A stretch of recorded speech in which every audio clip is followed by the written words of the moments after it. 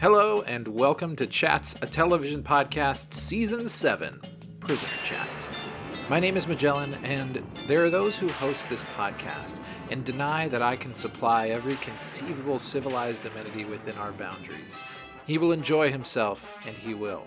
He can partake of the most hazardous chats, and he will. The price is cheap. All he has to do in exchange is give me information. He's then eligible for promotion to other and perhaps more attractive spheres. Where does he desire to go? What has been his dream? I can supply it. Opinions, hot takes, goofs, and forgetting character names. They can all be his at any time. Apply to me and it will be easier and better. It's Alan. Wow. My campaign sells itself. I don't even have to do anything. You might as well just knock me out and throw away the key, and then the campaign will do itself. This is great. I'm going to be president. This is as good a time as any to let folks know that Alan and I are campaigning against each other for number 2 of Chats. So you can go ahead and vote. Vote on your phones. Vote on your phones. Text 2 to 2. Text the number 2 to 2, the phone number. Yep. And that'll be it. And you'll get your voice heard, everyone. Hello, welcome. Thank you for having me. Yeah. Hi. I'm excited to be here. We're talking about one of the wackiest, most out there TV shows that we've ever talked about here on Chats, where we watch a lot of weird TV. And this show, The Prisoner, if you haven't already ascertained it, is quite strange and quite fun. And we're here to talk about it. We watched this week episode 3 of The Prisoner, which is called A, B, and C, as well as episode 4, Free for All. A, B, and C was written by Anthony Skeen. It was directed by Pat Jackson. I love the director and writer names on the show. The 60s were different. That's all I'm saying. This episode originally aired October 13th of 1967. And I want to know, Majan, please tell me what happened in A, B, and C. In this episode, number 2 believes that number 6 resigned because he was going to sell out. Using dream manipulation, number 2 tries to determine which one of 3 possible candidates number 6 was dealing with. Alan, what'd you think of A, B, and C? Oh, man. Honestly, this might be my favorite episode so far. Shut it up. Sorry. I will not. I was gonna say shut up, and then I was gonna say shut it, and then I was gonna say shut it up, and that's what I picked option And C. then I said the third one. You heard it. You picked C. That was your A, B, and C. Yeah. What made this one your favorite so far? It was really fun. It distills what's good about The Prisoner so far into a really tight episode that is paced extraordinarily well with the 3-act structure built into it.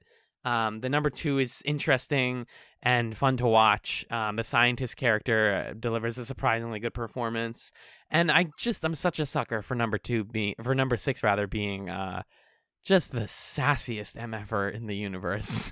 Even in his own dreams, he's a sassy asshole who doesn't follow no rules. Yeah. And it's just a deeply satisfying episode. By the time you get to the end of it and you already know that he's gonna win, you're just like, this is fantastic. This was scripted extremely well. What about you, man? I enjoyed it. I think the next episode is my favorite so far. Oh boy. But but I really appreciated this one. I'm enjoying that the formula of the show is, it's sort of as if number 6 is going through like the battle tower at the end of his game, his like spy game, you know? Right. And now he has to do the like super boss challenges to get extra achievements and stuff. And he's kind of like having fun with it a little bit. It's like a victory lap for like a battle that we never saw. Yeah, right. Like seeing him in his element at this weird spy sex party, whatever it is that he's remembering. I at first in the episode, I didn't like that we were getting to see like literal backstory of his. Mm-hmm. And it got me thinking, and I want to ask and talk about this in a second, about like when shows ask questions versus when they answer them, and how do you do either of those things well, and is it possible to do both well in the same show, is something I'm kind of curious about. So at first I was like, oh, this is showing me a little bit too directly what it looks like in number six's world to be a spy, and I don't love it. But as the episode went on and it became more clear that they were like starting to manipulate his dreams, and it wasn't just like seeing his actual past, but it was this psychic battle of wits between them, I became more intrigued by it, I would say. Right. When you worry about the backstory and then you realize that this totally might not have even happened. There might not have even been a party, and he's just like the framework is more like these are people in your life that we're going to put into one place for you to meet. Right.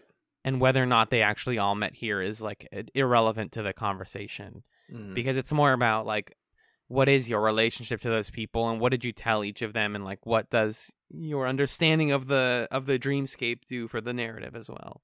And yeah, I really like that framework. I think the other reason I really like this one is it does like a dream episode, which is a thing that we've seen in other TV shows without being like corny or too psychedelic. I think even in the Part C stuff, when there's literally psychedelic music playing and the camera's all Dutch angles, it's still just, there's no like melting clocks effect, none of the stuff that's classically recognized as like you're in a crazy dream that's distorting.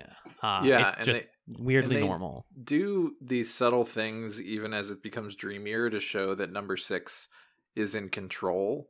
Like in that final sequence when they're pushing through and they say, okay, number two's like, I don't care if he dies, I need to see his memories or his thoughts. And they're giving you the, like you said, these Dutch angles on everything, and then he just kind of slowly and purposely walks across the room and straightens the mirror, and that fixes the camera. it just has this element of, he's like, okay, I know that things are weird, all right, snap it into place, and now I know what's going on. There were just subtle things like that in the way that this episode was, the way it was shot and the way it was written, that tell the story about, like, again, these themes that we've been talking about individualism and about like resistance to authority and about being able to kind of shape and define your own story, that I think it's really cool the way that it does it. And you mentioned how it was shot, and like not enough can be said about easily the best prop that this show has seen so far, which is number two's red banana phone. Oh my Lord. Because at first it's a cute gag because he's like picking it up and looking at it with a lot of anxiety, and you're like, yeah, this phone's corny as hell. Like, what is this mod art style thing? It's a red phone that's like in the shape of a C. But they start using it really cleverly later when like it's looming over every shot of number two, like realizing that this whole drug plot line is not going to work and he's not in control either, and just the phone is looming, and then the episode ends on a perfect shot of the phone in front of frame. And number two is just like, it starts ringing and he's like, all right, that's it for me. Like, that phone is the ticking time bomb of the episode, and I love that. Yeah. It's another example of the show's subtle tongue-in-cheek humor that is like amusing and that I think kind of carries you through and sustains you through the trippy or the unmoored from reality parts of it. Like, I think honestly humor is kind of the anchoring component in The Prisoner. Where you have all these strange images and strange characters, and obviously the other themes that we've been talking about have an anchoring effect as well, but like just number six is kind of his devil may care attitude, as well as the inherent goofiness of everything, I think make this show like really engaging, even if you don't fully understand moment to moment what's going on. You're like, oh my god, that dude has like a big wacky phone. Right. This is absurd. This place is crazy. You can push past the like symbolism and the heavy tone setting of the show and appreciate like comedy and character moments. Yeah. And I think it's the thing that's like hooking me into watching the show. And I really didn't expect it to be this funny. Yeah. You know? Yeah. I expected it to be really self-serious. And I think that if I have to take a guess, I would assume that the remake is like incredibly self-serious, and that's why it's not good. That's my That's guess. That's again, I only watched the trailer like I mentioned last week, so I don't know much about it yet, and we're not going to look at it yet. Mm-hmm. But eventually we'll get to see that and see what a modern attempt at the prisoner even looks like. And yeah, it sounds like it's going to be more self-serious, unfortunately. Yeah, we get some more insight into, I think we were talking last time about like, okay, number 2, what's their deal? It seems like they're as much sort of beholden to the powers that be as number 6 is, even if it's not ostensibly seeming that way. But the fact that number 2 is like, yeah, I know, boss. I'm sorry. I'll get it. Oh gosh, he's like a, I don't know, like a Team Rocket grunt. I was about to say that number 2 and number 14 are totally Team Rocket in this episode. Exactly what I was thinking. Yeah. And there's some voice on the other side like kill the. I was gonna say kill the Power Rangers, which is not what that's from, but you know what I mean. I do. It's that style of like 90s. Yeah. Yeah, my brain's scrambling today. It's from Pokemon. Come on, folks, chill out. It's okay. You're gonna stop screaming at your podcast now. Thank you. You're welcome. You're welcome. But it's. I think I like that we're explicitly being told that number 2s are being cycled out as they fail. Yes. That's an example of like the question was asked last week. They answered the question this week, and I think it works that we explicitly know the answer, because what else would the answer be? You know. That number 2 works for someone else. You mean? Yeah. Yeah. But I guess I'm curious, like, to what extent do you, when you're watching this show, do you want to have questions answered for yourself? There are a select few questions that I'm just holding in the back of my pocket, like for the end of the series, like where is, like, not even where is the island, but like what is the island and what is the village? I don't necessarily need to know why he resigned. I think it's kind of like more fun almost if we don't, because then we like we get a leg up on all of the villains of this show, where it's like they're wondering about it, and it's the biggest question that they need to answer. And if we get it, then that's almost like there's no way for that to be that's too satisfying. Mm-hmm. It's more rewarding if we are left questioning that. And we're like, I guess we never do know why he resigned. Maybe he got off. Maybe he figured out that the whole village was all a big ruse or something, or a game. Yeah. Right.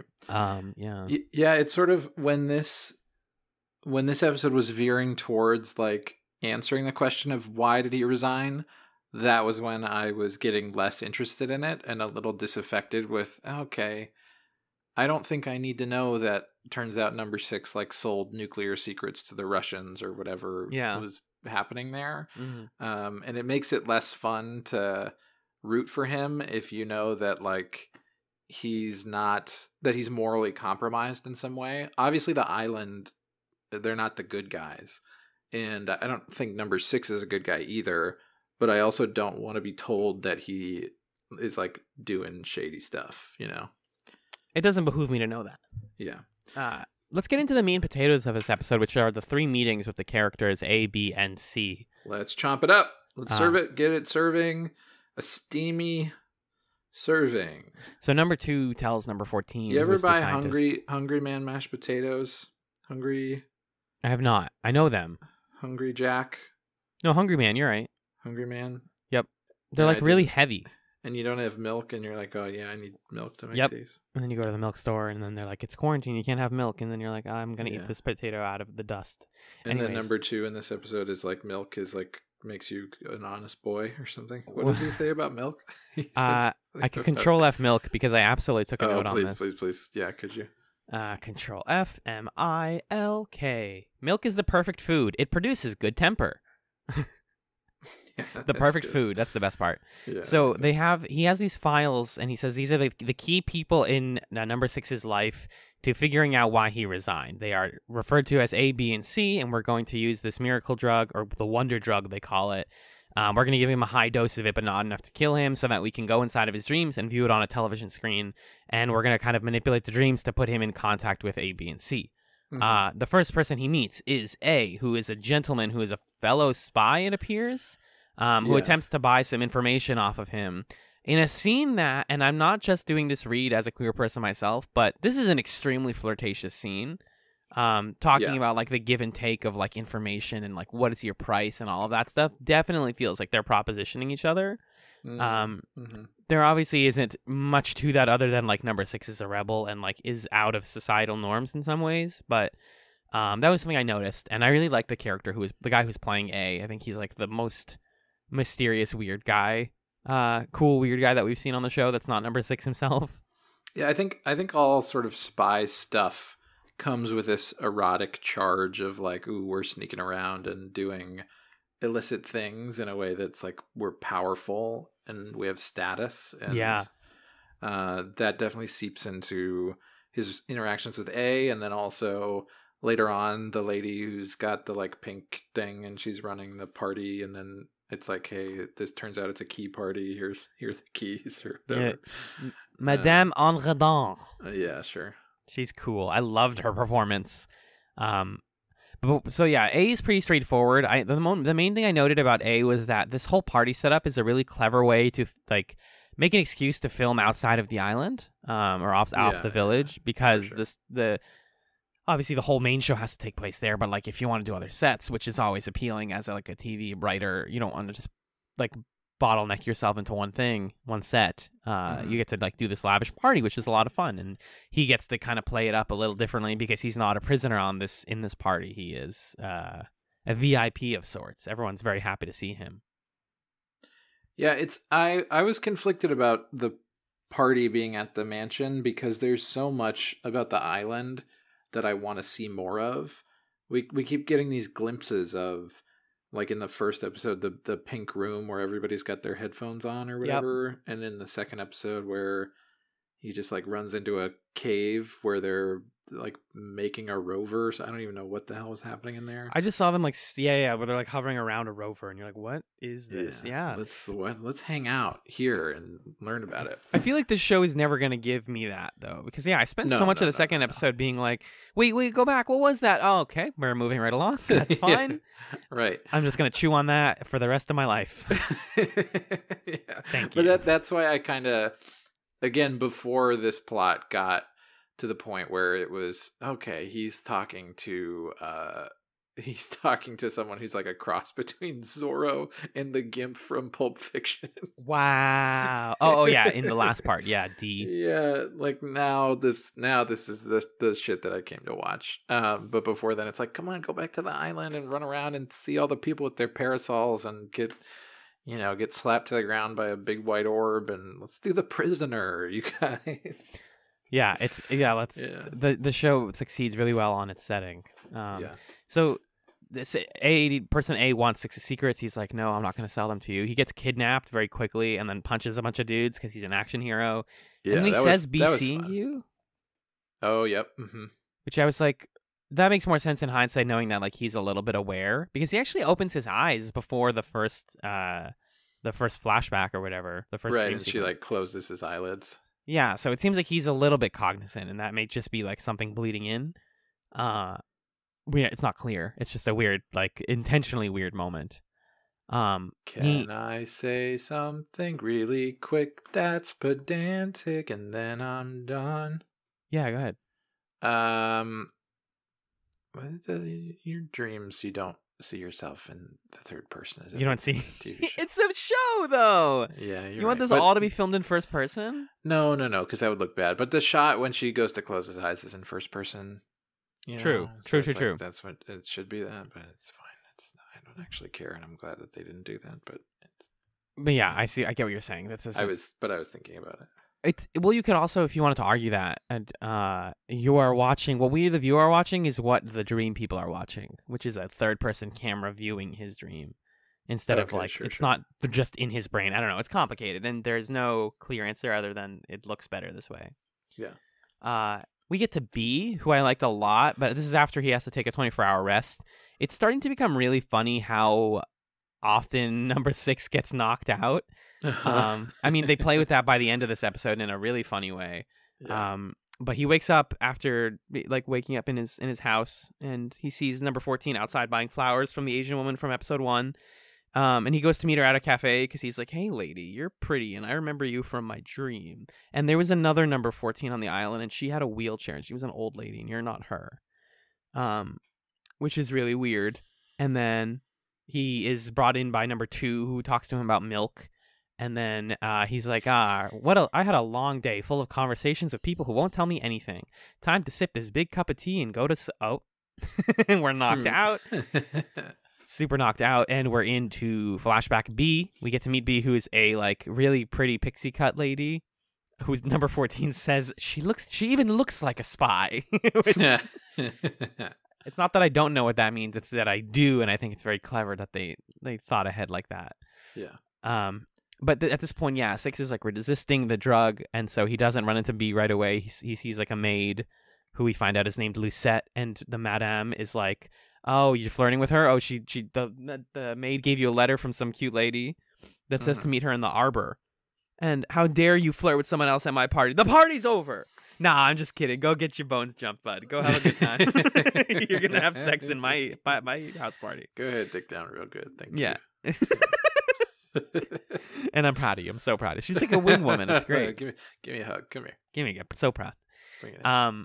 The madame's just like hilarious, and then he goes to the arbor, and the bee lady's there, and she's like popping bottles, and she's all like, "Let's get distressed together," which is what I say whenever I finish this punchline. Let's get distressed together. Wow, my script is off. Apparently, weird. Did you know that the whole podcast is scripted, folks? That's my plot twist. Oh man. No, let's get distressed together is me at my Levi's jeans. There we go. That's good. It's as good as it's gonna get, actually. Yeah, that's nice. They flirt for a while. They do a lot of cute flirting. I like this actress too. I think everyone here is just really fun, and like, it's a flirty party, you know. He invites her to dance. They do a little bit of dancing. The drug starts to wear off, and 2 and 14 are like panicking. So number 2 suggests that 14 speak through B in the dream to get her to say the right things. Yeah, for an island operation that's all about extracting information from super spies, these people make some really dumb mistakes. Like bonehead. Like, why does this drug not... They're like, it's an experimental drug. It's not done yet. And it's like, well, then why would you... just make the drug? Like, yeah, what's the fact, there's a few. The fact that they like injected him in his wrist, so he's like, weird wound in my wrist. Wow, now I have 2 wounds. I have 3 wounds. Yeah. And then when he goes to talk to number 2, and he's like, number 2, like, someone who was innocent would ask me where this wound came from, or like where I heard certain information or whatever. And then number 2 is like, oh yeah, where's what's up? Yeah, that's the deal. And then in this, he's like, okay, take over B, and ask him almost point blank, like, hey, by the way, why are you resigning? Can you tell me real quick? Because I'm your friend B. It's me. I'm your lady friend. And then so he's like, okay, how long have you been married or whatever? What's your son's name? How old is your son? Yeah, and they can't find a son in the records, which, like, guys, have you seen any spy movie? Clearly, she doesn't have a son. Right. And that's the gag of it. Just say, like, a trick question, I don't have a son, and then you would have been like, on. Fine. And he would have been like, you got me. But instead they're like, help me, please. Please, come on, be cool. Come on. Here's a bunch of men. They're going to kill me if you don't tell me all the secrets. Please. Yeah. He beats up a bunch of men, and then she gets a gun pulled to her head, and he's like, that's cool, do it. And then he gets pulled out, I think. Yeah. And then once again, he goes back to sleep, but at this point he realizes what's going on because he's starting to break the illusion, and he's starting to like look at cameras and talk to number 2 through the cameras and being like, be seeing you. And he's like, no, I will not be seeing you. I love that. That was my favorite comedic moment of the episode. Yeah. I love the range. It's such a fun bit that number 2 changes every episode. Yeah. That makes it really fun. Because the joy of it is it's different than like a Monster of the Week show, where like, oh, now we're fighting like Buffy, where it's like, now we're fighting the internet monster, now we're fighting the Frankenstein or whatever. Yeah. Where the motivations change all the time and sometimes things are stupid. Like the motivations are always the same for all the bad guys in this show. It's just that their demeanor varies wildly. So you get 1 week the super confident, like, I'm going to break you guy. And then the next week you get this nebbishy, like, come on. Just, jeez. My boss is going to be pissed. Oh, God. Mr. Johnson's calling again. No. Yeah, I haven't figured out the information yet. I'm sorry. I'll get it to you by Sunday. I got this really great plan. I'm going to go into his dreams and mess him up a little bit. It's going to be real good. Yeah, I'm going to talk out of his girlfriend and tell him that I don't have a son. So, no, Mr. Johnson, it's a good plan. Mr. Johnson, please. I love Nebbish number 2. He's so good. Yeah. And in the universe, it works because number 6 is never supposed to be attached to number 2. He doesn't want to get to know the guy. Yeah. So the fact that like every X number of days in the universe, it's just a new guy, and he's like, "Oh, you're number 2 now? Cool. What's up?" Yeah, I hate who you are, but I don't know who you are personally because none of you are people. This is a whole thing. It's fine. Yeah. Right. And yeah, he before getting put under for number C, thinks that he can escape getting drugged this time because he gets his morning cup of coffee and he's like, "This is gonna be drugged. I'm not gonna drink this." Mm-hmm. So he throws it out and then he drinks water from the tap and then. I laughed so much, dude, because I was like, it's like watching a Wile E. Coyote cartoon. You're like, that's going to have drugs in it, isn't it? And then he drinks it, and it goes longer. Like, he goes back to the bed, and he almost sits, and he's like, wait, damn it, drugs again. Damn it. Everything has drugs in it. Not fair. Yeah, that's pretty good. But this time, he gets up in time to go to find the lab. He like, sneaks around and finds number 14, and he finds the lab. And basically like discovers what's going on and dilutes the serum for C with water or with whatever, some sort of clear liquid. Mm-hmm. And they put him under, none the wiser. And at this point he's in full control, so we get into, instead of him finding anybody who looks like C, because they don't actually have any info on who C is, he is just like walking around the party and everything's getting wacky and it gets kind of sexy and they do like the psychedelic music. He adjusts the camera with the mirror. Everyone's panicking outside to number 2 and number 14. There's a fun part where he's talking to the madame and like they're walking out onto the veranda. And if you're not paying attention, you don't realize that everyone at the party is just now doing a conga line. It's such a funny touch because it has nothing to do with anything other than like, yo, they're having a great time. They're just partying. Funny. And she takes him and basically is like, hey, you got it. I'm C. But I'm not going to give you the information you need. I'm going to take you to my superior. And then number 14 turns to number 2 outside and goes, we'll call that person D, like just for the sake of understanding. She takes him on a fancy car, and he lives on a big fucking castle. And like you said, he's like Tuxedo Mask from Sailor Moon meets Zorro meets like a Sentai hero or something, anti-hero or something. And they're like, oh my god, who is it? And it's like you get to kind of be number 2 in this scene where you're like, wait, who is it? Oh, wait, take the mask off. I want to see who it is. Yeah. And 6 is just completely, like I said, in control here, and he pulls the mask off, and the number 2 turns, and he's like, "Your drug failed, number 14," and she's like, "No, he succeeded," because the man under the mask is number 2. Yeah. Oh no! I've been playing you guys all the time, the whole time. Here's this envelope, and he's like, open it, I want to see what's inside. I need to know. That's where he went. And it's just a bunch of pamphlets for... He's like, I was going on the best vacation ever, you jerks. It was going to be super lit. They like, the plane tickets were really cheap, and I was going to go all over the place. You're jealous. And yeah, he like talks to them through the dream computer, and as he's like realizing that and smiling as they take the stuff off, the banana phone rings again, and number 2 is Dunyan rings. Yeah. What a fun episode! What a good time! Super fun. I really enjoyed it.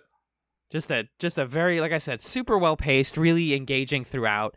I liked the Madame a lot. I liked all of the agents, and number 2 and 14 have a fun dynamic that felt very like cartoonish in a good way. Yeah, it's fun that number 2 had a sidekick this time who got like some character development. Exactly. Yeah. Do you have any stray notes on A, B, and C?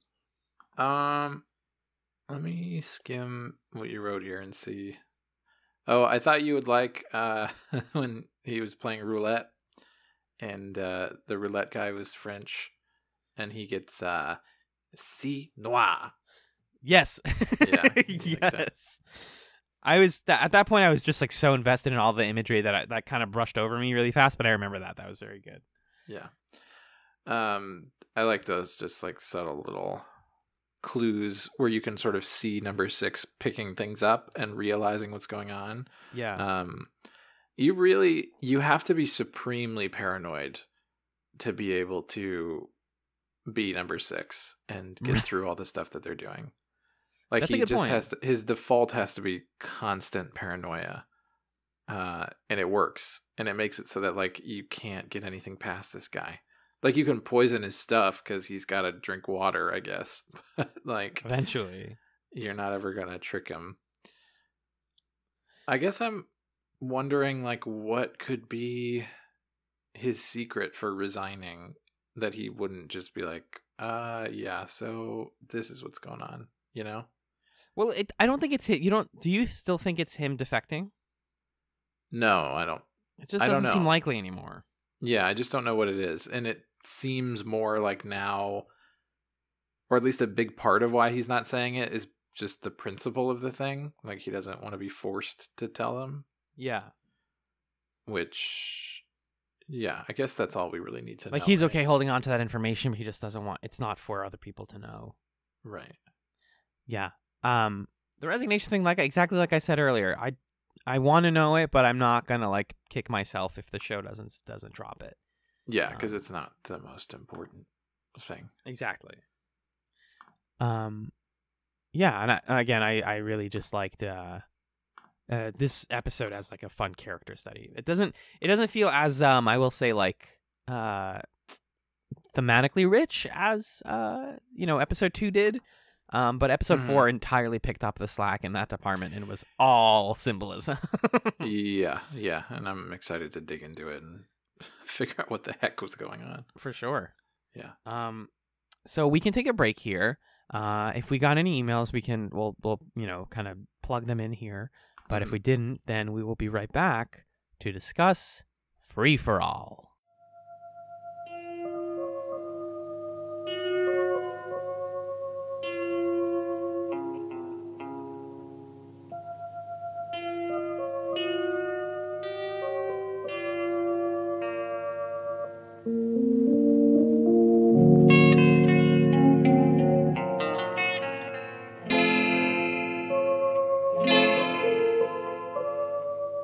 Welcome back to PrisonerChatz. We're still here. We're still Alan and Magellan, and we're here to talk about episode 4, Free for All. Magellan, before I talk about Free for All, did you know that there are like different watch orders for the prisoner? Oh, okay. Yeah, so we're doing the sort of free for all order in whatever order we want. Yeah, we just kind of randomly pick ones. No, we're doing the one that's on Amazon Prime, which I believe is the ITV broadcast order. Okay. There's like a lot of orders disputed amongst hardcore prisoner heads, prisoners, as we call them. Prisoners of their own creation. Exactly. All these prisoners talk about like, oh, the what is his name? Zach Handlin? I don't know. There's like a guy on the AV Club who made a different order than this one, and then there's like a theoretical chronological order, because some of the things have like continuity in them. I was telling you before we got on mic that like the number 2 from A/B&C is in another episode, and it's like, guys, just watch the show. Like, we here at Chatz Studios, located on the island itself, in their resident services department, don't really care about chronological viewing orders.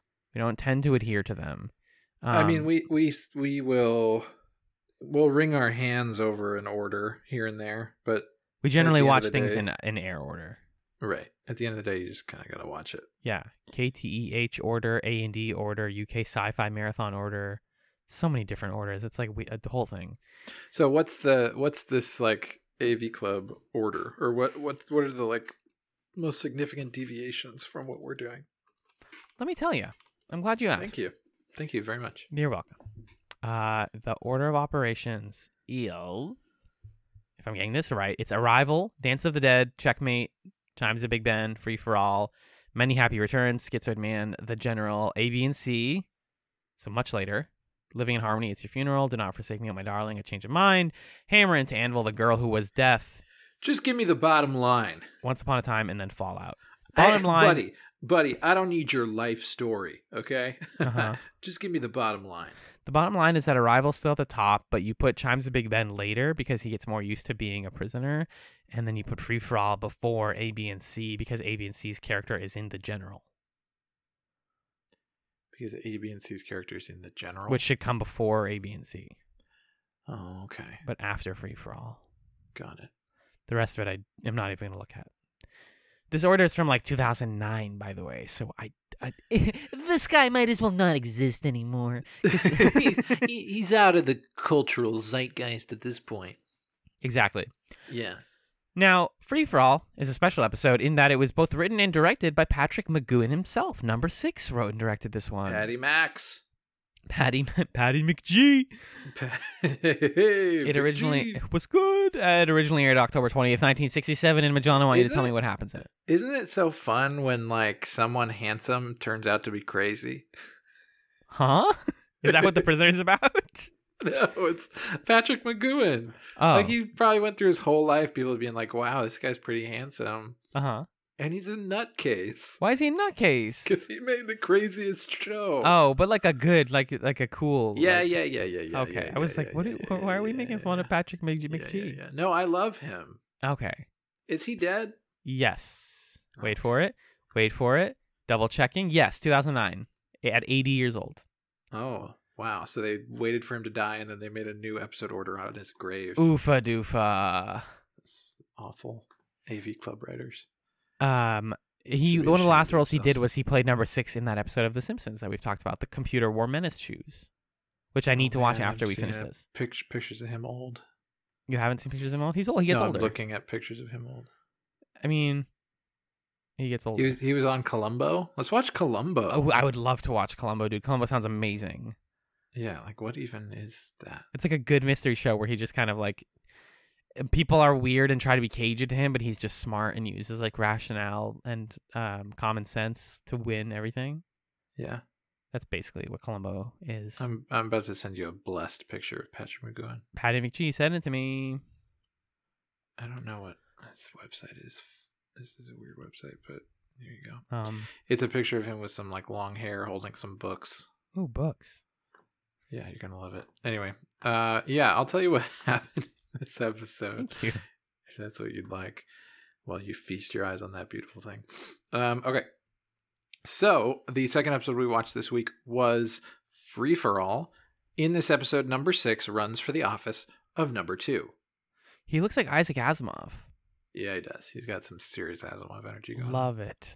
Yeah, so you sounded excited about the idea of like an election episode.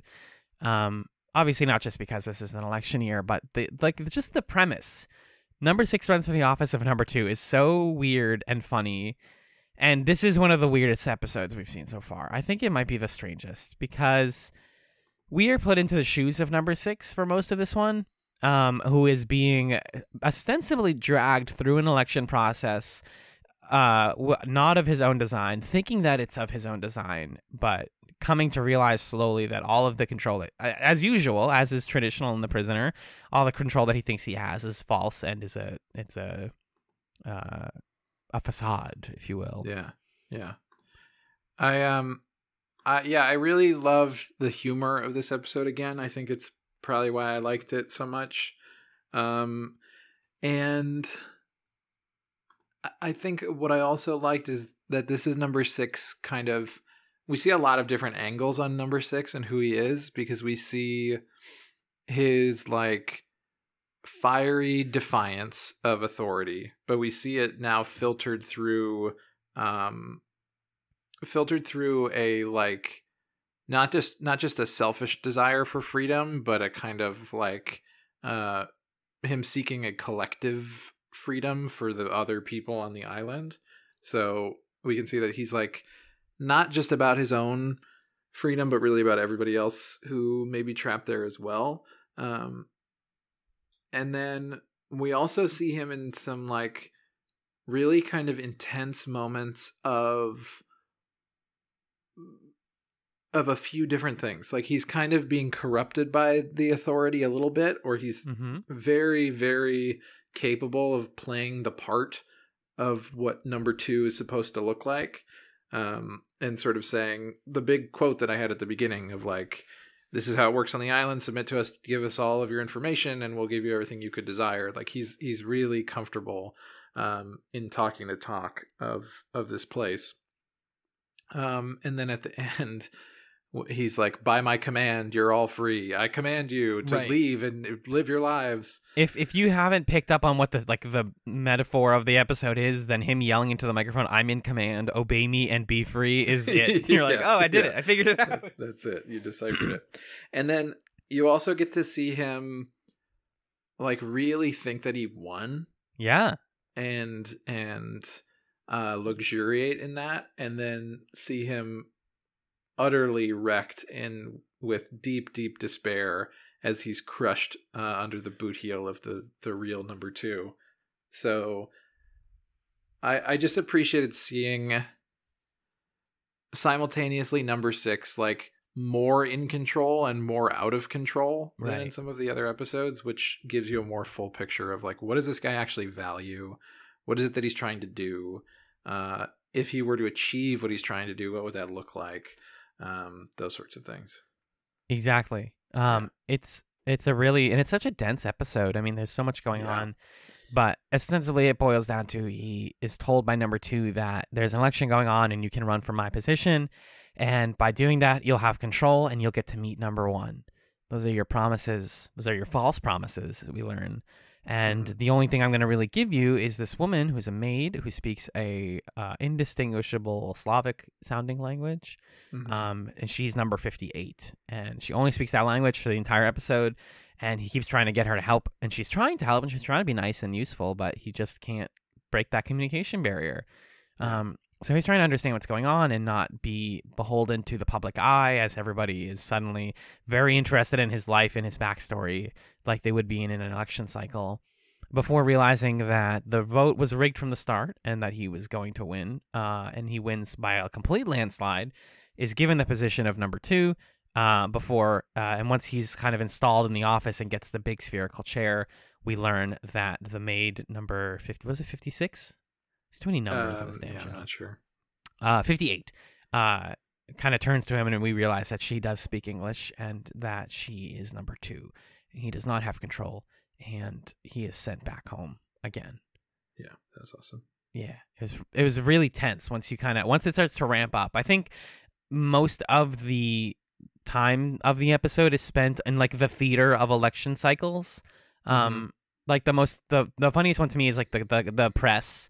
And like him trying to take the car to go somewhere, and like 2 journalists come on from the Tally-Ho News, 113 and 113B, who are like asking him all these questions about the campaign and being like, what do you like? And like, what do you care about? What's your policy? And every time he answers, like, no comment, don't want to answer. They're like, yeah. So here's your comment. I already wrote it for you.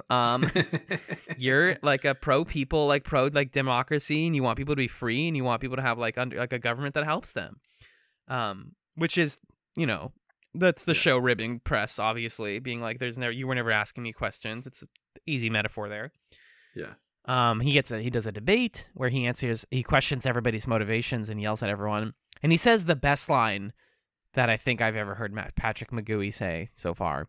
Okay, what is it? This 20th century Bastille that pretends to be a pocket democracy. I really liked him in that chamber. I love the ferocity with which he demands answers that he knows he's not going to get. He's very calmly like, okay, can I ask some questions now? And number 2 is like, yeah, sure, go ahead. Who are you? Who do you serve? Who elected you? Why do you work here? What's going on? And he knows they're not going to respond. Number 2 is like, okay, and the time is closed for questions. That was a little rude. Let's move on. You should learn from your mistakes. Don't do that again. Yeah. I don't know. I will say it felt a little more transparent, the like social commentary of this episode. Yeah. Than in other episodes. And I think in moments to its detriment, like the fact that that number 6 is talking a lot about in that scene about where you're pretending to be a pocket democracy or whatever. Yeah. It's like, okay, We get it. Individualism is important for democracy, and you can really feel the pen of the writer there. But I think there are other moments outside of that where it's done particularly well. I'm trying to remember the exact exchange. Oh, I just love the line at the beginning where what was it? It was something about sense of humor. Did you write that down? I did not. Let me see if I can find it. It's a good line. It's worth finding. Yeah, it's I found it. Okay. It's on the wiki quote page for The Prisoner.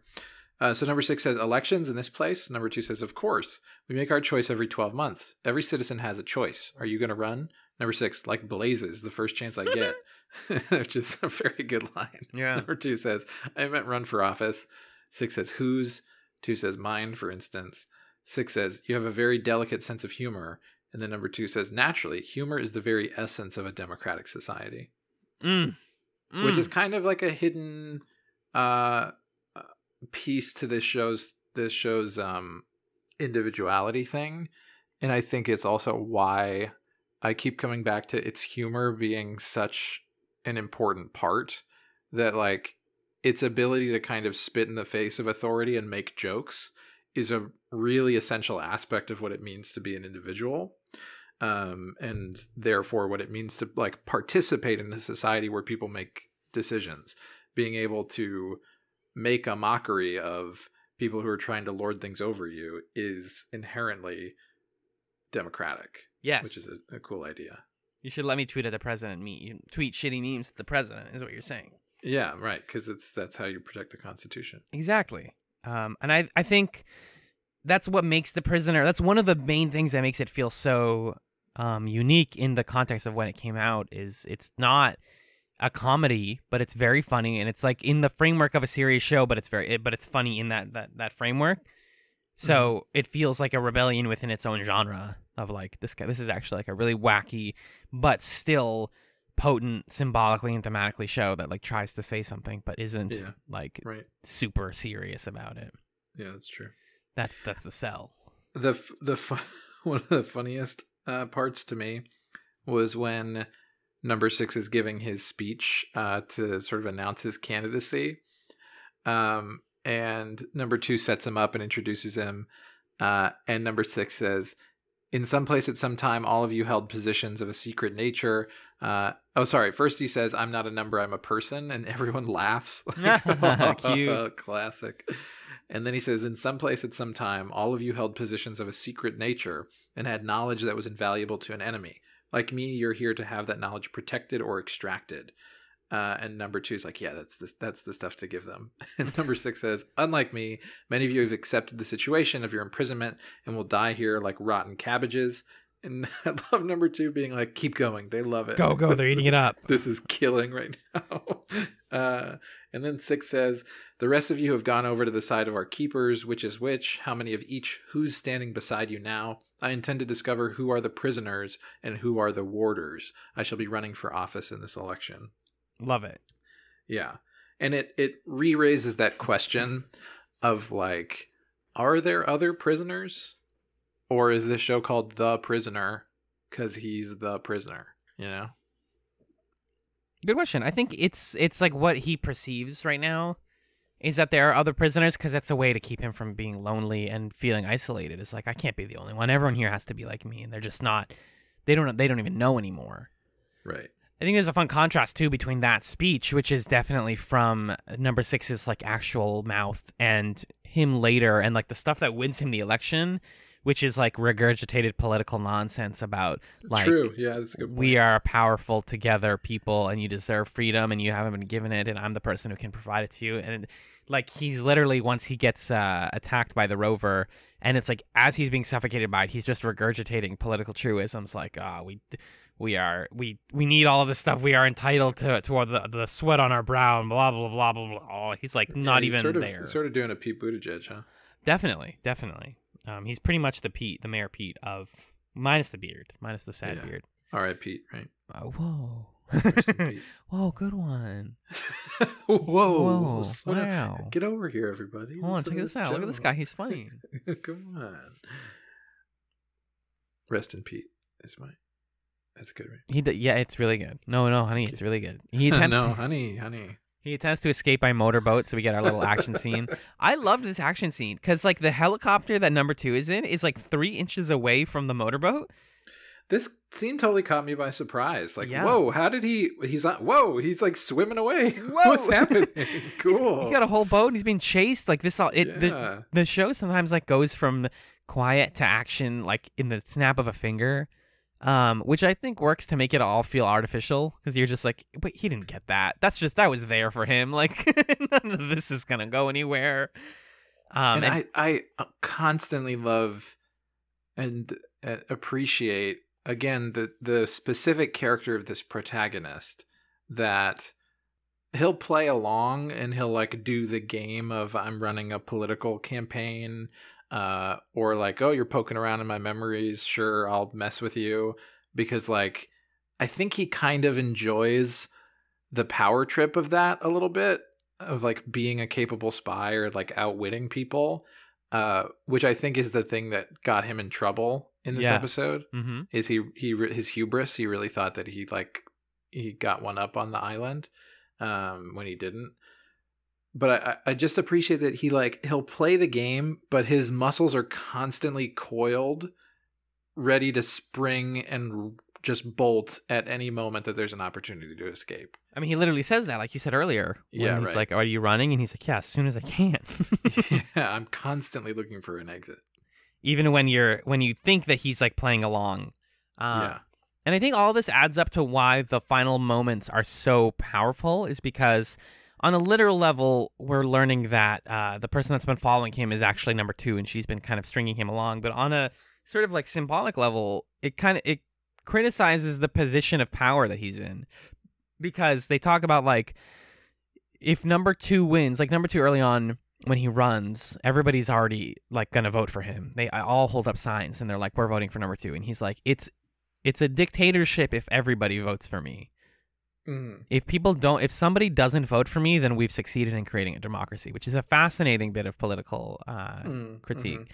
And then also, once number 6 wins, like I said, the election goes his way and he gets all of the little like ribbons. He sits down and realizes he doesn't have any power, which I'm positive is the show being like, that's what presidents and people in power realize, is you go through all of the rigmarole of pretending and following the rules of your constituents and like going through the theatrics of it, and as soon as you sit down at the desk, you're like, oh, none of this happens because of me. Like this was already entirely out of my hands. The president doesn't make laws. Like, right, they can hit a stamp sometimes and they can like do a press conference and they're the face of the country in a lot of ways, but there are powers that be that pull the puppet strings. Right. And you got to remember that this show is from the UK also, so it's even like the ancient monarchy of it is like, this is all fake too. These people don't control anything. They sit there and they have all the money and the fame and success, but they're not the people defining policy. I wonder what you thought of this moment when the votes come in and number 6 gets all of the votes. Yeah, 100%. But their voting system is very cute. It's just like you drop your ribbon into the box you want. Yep. Pretty easy to fraud that particular system, I guess, but it's okay. And I also the like charming prop work of number 2 saying, "Oh, I didn't vote. Let me just take your thing and vote with it, and then give you my ribbon." It was such a quick like, okay, you're the captain now kind of thing. Yeah. I'm wondering what you thought of the moment where number 2 looks at the box and he says, "Okay, I guess we don't have to count the votes." And number 6 says, "I'm sorry." He like apologizes. Like, sorry for winning. Yeah. That's how that specifically is how I interpreted that. Was he was like, "Hey, I know we were doing the whole thing, but I want to be a person for a minute." Yeah, I just thought, what an odd human moment. Yeah, exactly. Yeah. Well, because number 6 is the person who gets those human moments. Nobody else gets to be like relatable or empathetic or anything, because everybody else is just working as cogs. And he's the person who gets to be like, oh shoot, this is an election. Oh, you just lost your job, bud. Like, yeah. And this is contrasted with the 6 of A, B, and C, who is like delighting and having a great time, like ruining number 2's life. and being like, you're going to be probably killed or like thrown into jail for the rest of your life because I know how drugs work. But in this, he's like, like that was your only office, man. Sorry, I'm president now. And like you said, it's him thinking he's in control. Yeah. I also wanted to speak to the what the show is saying about the fact that 58 speaks to him in another language and that he doesn't understand any of that. I found that really, really hard to parse. Same. And because sometimes she'll like understand what he's saying. He talks about like he's at a bar and he's getting drunk without drinking alcohol. Like he has the personality of being drunk without drinking. Mm-hmm. And she's kind of being his like she would be if she was his campaign manager, being like, oh, don't yell at people and like, let's take you out of here. And then she takes him to this cave, and that's where he sees number 2, who's also just like taking a load off. And he's like, yeah, sometimes we just come here to drink. It's fine. But we don't have alcohol here either. Like, I think she is actually trying to be helpful, but in a way that just feeds his ego. Mm-hmm.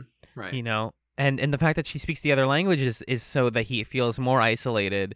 And so, like, there is a power dynamic that happens when you are, especially, like, a male speaking to a woman who doesn't speak your language, of being like, oh, you don't understand. Like, I know how this works. Like, let me do the campaign. Because there's a part where he tries to go up to her and be like, can you take me to town hall? And she's like, something. And he's like, town hall. Never mind, I'll walk. And she's like, no, I knew what you said, you dumbass. Like, I'm going to go around the corner and go to town hall. I could take you there. I'm just not going to say that because I can't break the ruse for you. She's a lot smarter than I think he gives her credit for, and that's like I think the language adds to that. It makes him feel like he's got one up on her, and she's confused, but he's the one who is lost and confused.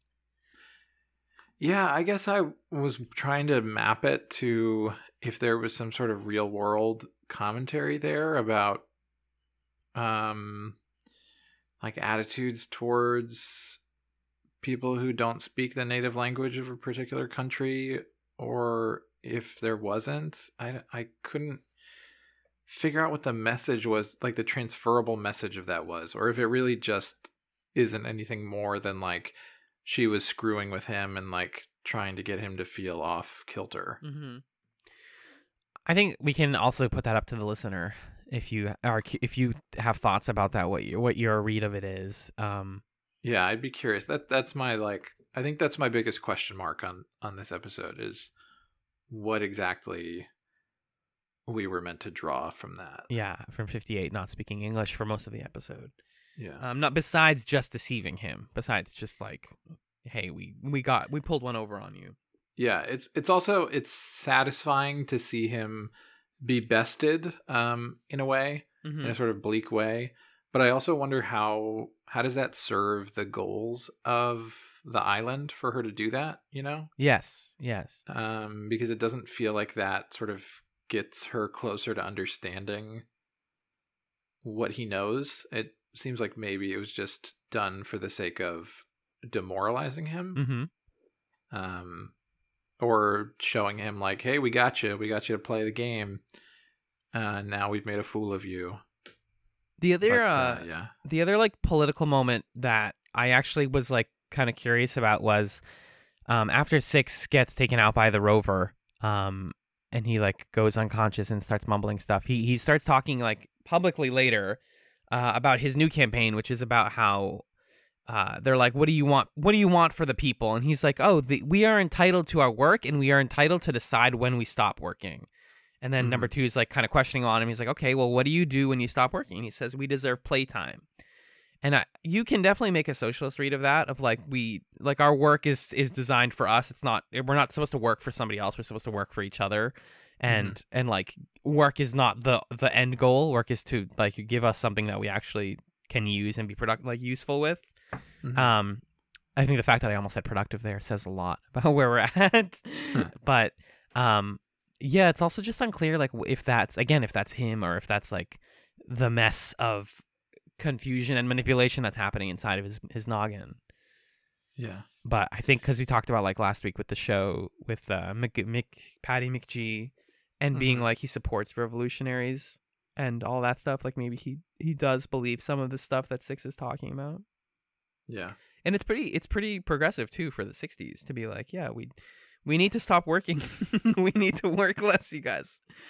But it's just this, like I said, there is so many lines like that and so much imagery in this episode that by the end you're just like, oh, I'm overwhelmed. It's just, I'm barely keeping up.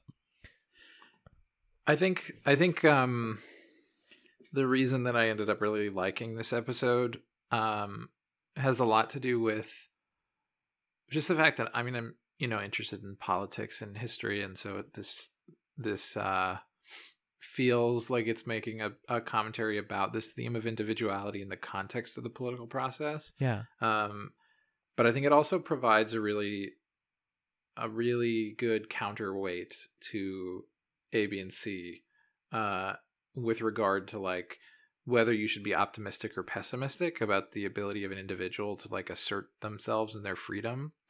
Because in A, B, and C, it's like, yeah, if you're smart enough, then you can succeed, even if people try to screw with you or like rob you of your story or whatever it is. But in this episode, the point that's being made is you can't beat the system if you play in the system. Exactly. Yeah. And I think that is I appreciate that the show explored that angle, right? We're not going to you can't destroy systems of inequity by like doing them a little bit first. Like just having a good president isn't going to fix the country, or having a good leader in this case. Right. Exactly. That's not the thing that fixes policy, as he realizes. Presses all the buttons and realizes none of the buttons do anything, and men just walk him out and they're like, you don't, none of this does it. You're fake, dude. Get out of here. Yeah. It's a really like thematically rich episode that I think I could like rewatch and get a lot even more out of. But that's also the whole show. So that's why I think this is a good episode overall. It's just it's more dense than what I'm used to talking about for chats. That's why it was difficult for me, like coming out of it being like, oh boy, like getting a little anxious about trying to discuss it, being like, are we going to find anything in this, or are we just going to be like, that was weird? Anyways, see you next week. Well, what are the moments that you felt that the most strongly?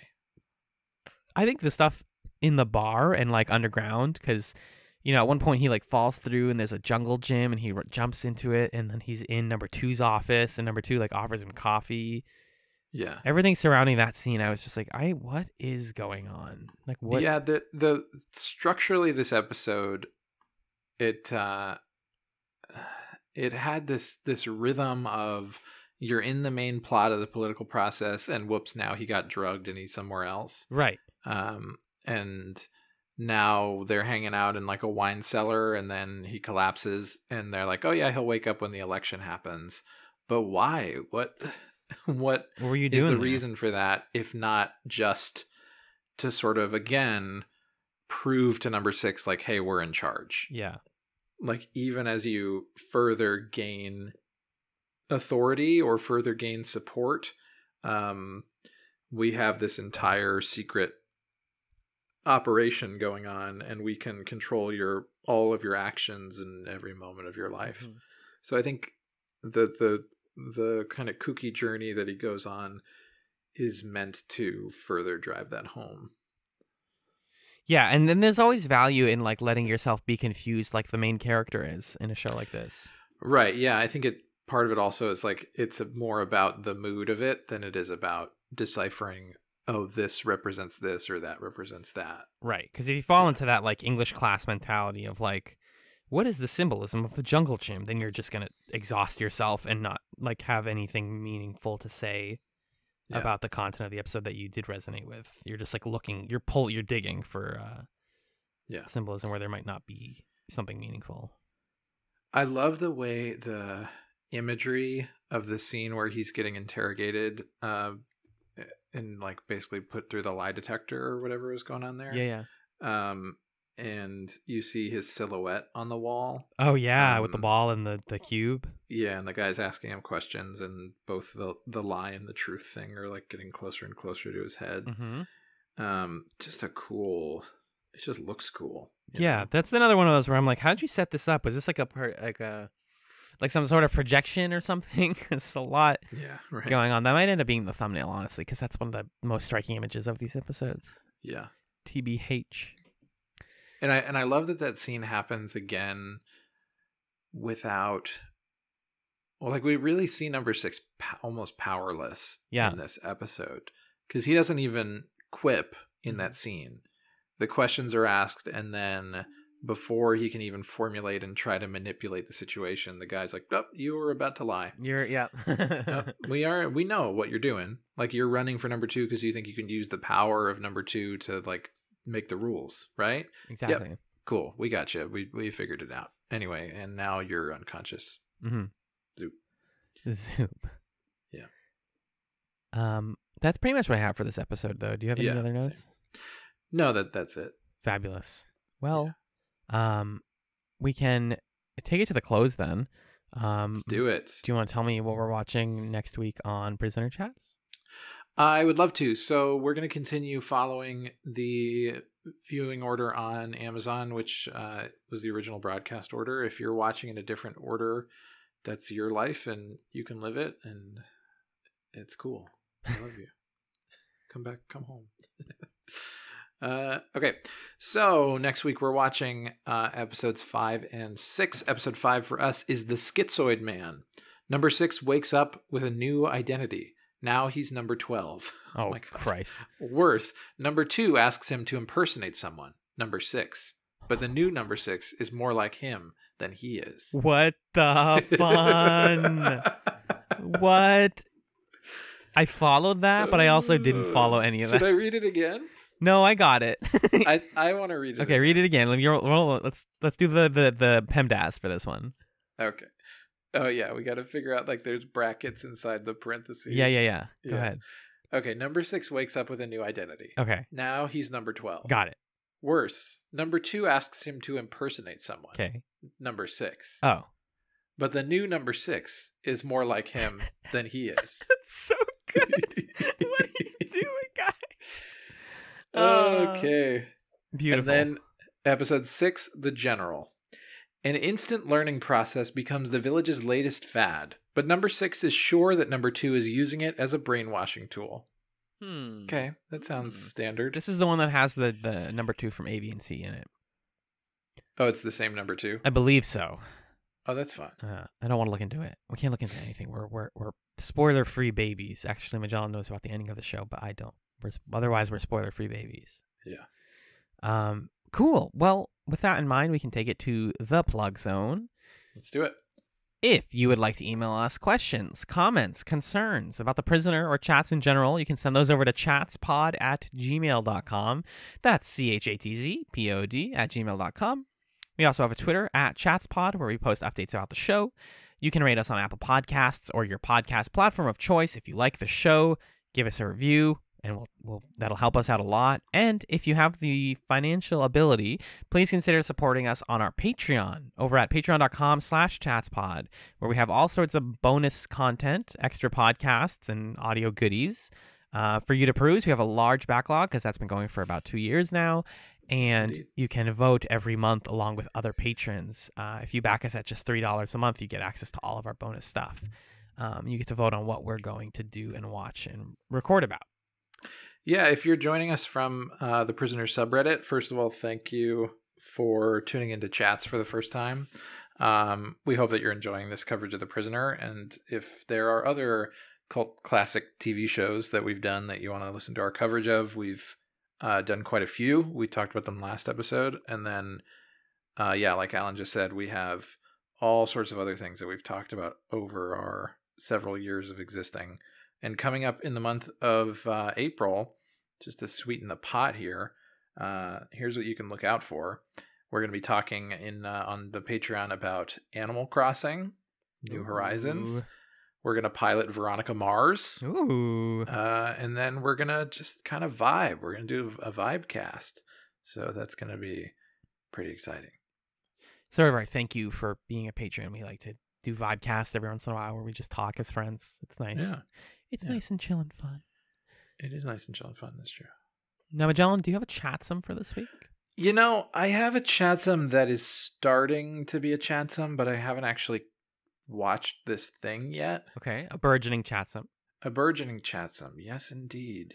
My chatsum for this week is I watched the first 10 minutes of the Netflix mini docu-series, Tiger King. Oh, man. And it's wacky right out the gate. And a friend of mine is watching it and telling me about it, and it just sounds like something fun. So I'm going to make sure to watch the whole thing and check it out. But I've only watched the very beginning, so I don't have much to say about it yet. I just know that I'm intrigued, and I'm going to be watching through the rest of it. Marge has his finger on the pulse, everybody, of what people are talking about. That's like current. Oh, so when we're recording this, people are watching that. Yeah, I've had a lot of time to open the front page of Netflix. Right. It's funny that you mentioned that because my chatsum this week is also a Netflix series. Okay. People are inside watching shows a lot these days. That's what you Heck do. yeah. I've been watching a new anime. It's called Beastars. And Okay. I was just checking if I chatsumed it before because I've been watching it for a couple weeks now, but I have not chatsumed it. Basically, it's a 3D CG anime based on a really popular manga about a bunch of herbivores and carnivores at a high school. And there's a murder, and one of the main characters, who is a wolf named Lagosi, is blamed for the murder, and people kind of assume he's the person who did it. And he falls in love with a rabbit girl named Haru, who's like a rabbit who is like a dwarf rabbit, so all the other rabbits make fun of her for being small and shitty. And basically it ends up being a like funny but also kind of dark but also kind of heartfelt teen drama that uses the like anthropomorphized animal concept to tell some really cool stories. And like a lot of people compare the premise to the film Zootopia, Disney's Zootopia, because it is the same like herbivores and carnivores thing. But whereas that show ends up being very like just pro-authority and being like, actually the herbivores have all the power. Beastars kind of posits that like, no, carnivores have all the power because they can eat you.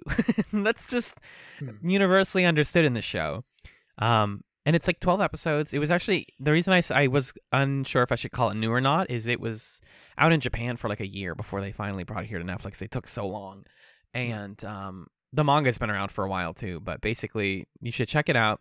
I actually recommend watching it like episode to episode, kind of slower than usual, because it like we always vouch for here on Chats, most TV shows are better when you savor them. So, settle in, watch some Beastars, watch some animals flirt and have fun, and enjoy your life. Nice. And that, dear listener, is going to do it for this episode of Prisoner Chats. Thank you as always to Magellan for being the rock to my hard place, and we will be seeing you